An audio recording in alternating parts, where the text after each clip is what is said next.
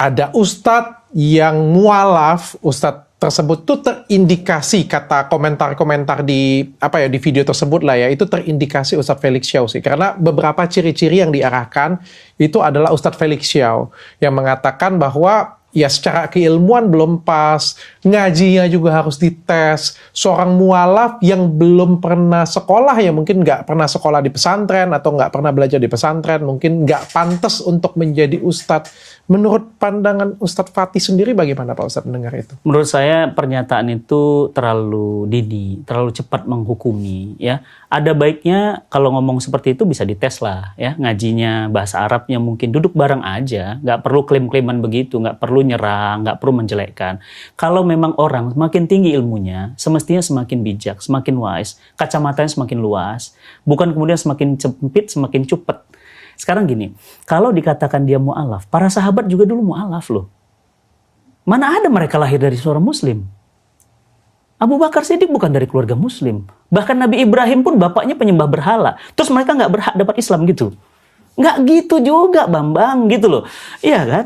Semua orang punya hak gitu loh. Semua orang punya hak. Kalau semua orang, sekarang saya tanya, kalau semua orang berhak harus dari Islam dulu baru dapat Islam jadi ustadz. Lah saya, bapak saya pengacara hukum, ibu saya rumah tangga biasa, saya cuma lulusan IPB. Terus saya nggak berhak jadi dai gitu. Hanya orang-orang lulusan Al-Azhar, orang-orang Madinah baru berhak jadi dai gitu. Betapa rusaknya Islam. Padahal Islam itu rahmat buat alam. Buat Dr. Richard, buat semua, silahkan gitu. Semua orang punya potensi yang sama. Kejam banget ya rasanya gitu ya. Oh, ini nasab agamanya nggak jelas. Lain Nabi Ibrahim nasab agamanya itu penyembah berhala kan. Bapak sama anak berantem, dia bilang, ayah bagaimana bisa dia menghidupkan kita, mematikan kita? Dia batu, anakku, dia ini kita puja. Ayah, ini aku akhirnya berdebat dia sama ayahnya, dibuatlah patung besar oleh Ibrahim, patung sedang dan patung kecil. Kosong semuanya disembah, dihancurin tuh patung besar semua. Patung sedang dihancurin, palu itu ditaruh ke patung kecil. Maka pada saat ayahnya mau beribadah, ayahnya nanya, gitu kan?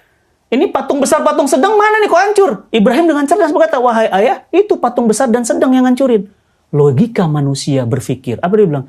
Nggak mungkin nak. Ini kan patung. Bagaimana dia bisa ngancurin yang besar dan yang sedang? Yang kecil lagi yang ngancurin. Nggak mungkin. Ayah, kalau ngancurin aja nggak mungkin, apalagi nyiptain. Logik gak sih?